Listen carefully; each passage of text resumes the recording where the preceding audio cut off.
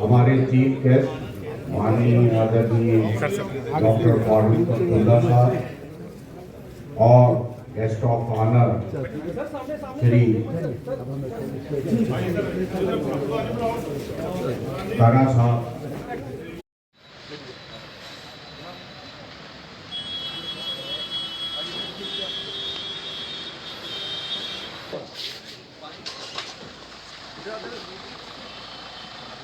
ठीक है,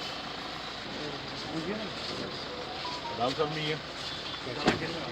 welcome sir.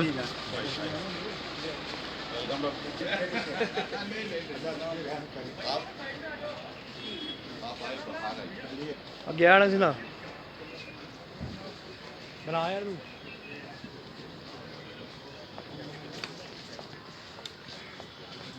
कैसे हो जनाब? सब ठीक हो? आप ठीक हो जनाब?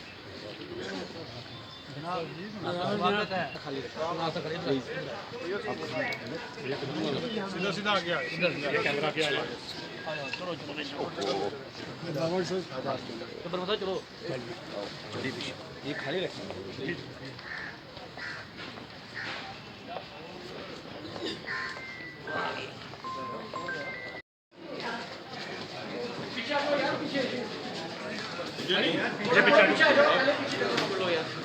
Welcome welcome welcome.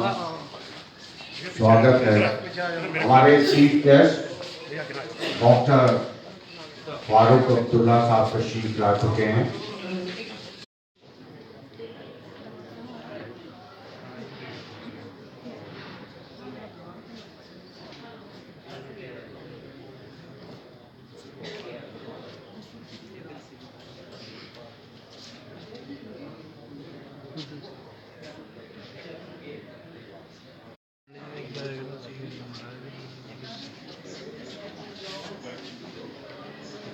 चले गए आप जनाब।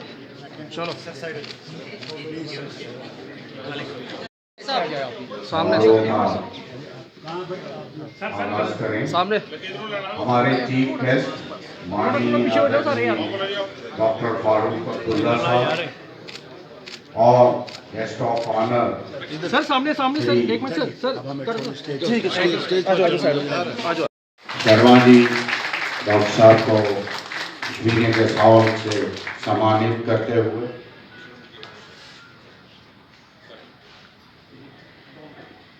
जम्मू कश्मीर प्रदेश कांग्रेस कमेटी के प्रेसिडेंट हैं, उनको सम्मानित करते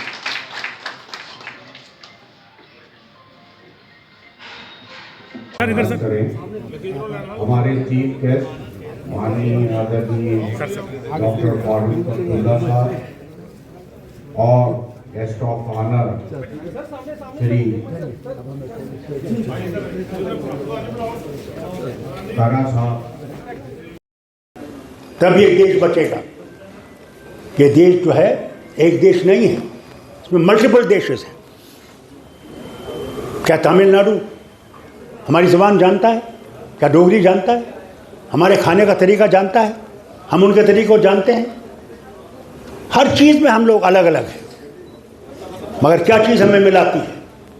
इस भरोसे से कि हम इकट्ठे इस देश को बना सकते हैं, इकट्ठे इस देश में जिंदा रह सकते हैं, इस देश को चमका सकते हैं, इकट्ठे अलग नहीं कर सकते। इसे कहते हैं अनेकता में एकता। जब तक ये अनेकता हम लोग मजबूत नहीं करेंगे, हम एकता भारत में नहीं ला सकते।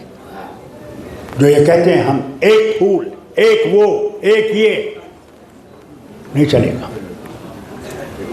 हर एक रियासत की अपने अपनी उमंगें हैं, उनकी अपनी अपनी मुसीबतें हैं, अपनी अपनी मुश्किलात हैं। तमिलनाडु में टेम्परेचर कभी 30 से नीचे नहीं होता। हमारे यहाँ कई इलाके हैं जहाँ -50 होता है। मैंने वो इलाके भी देखे। कितनी बातें आपसे कहूँ, इस वक्त टाइम नहीं, मुझे जाना है। जहाज़ मेरा आ रहा होगा और वो ठहरता भी नहीं है जहाज़।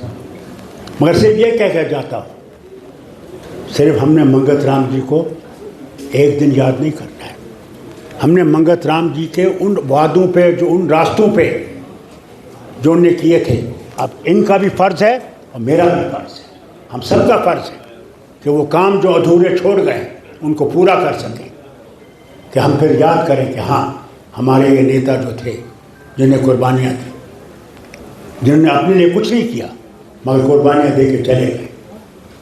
मैं दुआ करता हूँ कि प्रभु जहाँ उनकी आत्मा है उनको शांति दे, उनके लिए जन्नत के दरवाजे खोले, उनके गुनाहों को अफू करें कि हम लोग उनके उस अच्छी बातों पे आगे चल सकें और इस देश को मजबूत कर सकें। बहुत बहुत शुक्रिया आपका कि आपने मुझे बुलाया। नहीं कर सकता, हम मोबाइल देते हैं बच्चे को, मगर कभी देखा उस बच्चे वो मोबाइल पे क्या देख रहा है? ये मोबाइल जहाँ पे एक बड़ी अच्छी चीज़ भी है वहाँ बहुत बुरी चीज़ भी है। आज बच्चे का हाल देखिए, अगर गलती करता है और माँ बाप उसको थप्पड़ मारते हैं, वो जनाब बाप बाप को पुलिस थाने पहुँचाता है। उस्ताद, मजाल है कि उस्ताद थप्पड़ मारेगा? मैं वज़ीर आज़म का बेटा था, मुझे 10वीं जमात में पढ़ता था, मैंने इंग्लिश में गलती की, मेरे उस्ताद थे बकाया, उसने वो थप्पड़ मारा मुझे जनाब, मेरी गर्दन इधर को हो गई क्योंकि मैंने इंग्लिश में गलती की थी।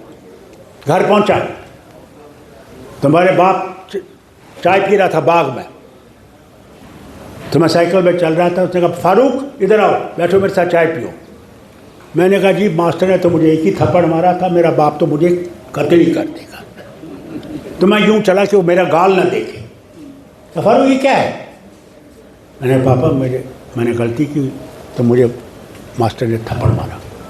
उसी वक्त सेक्रेटरी रायना को बुलाया, कहा लिखो खत, और मेरे प्रिंसिपल थे ऑस्ट्रेलिया के, उसको लिखा कि मेरी तरफ से मुबारक करता हूँ उस्ताद को कि इसने ये नहीं देखा कि मेरा बेटा है, बल्कि ये देखा इसने गलती की है, उसको सीधा करने की ज़रूरत है।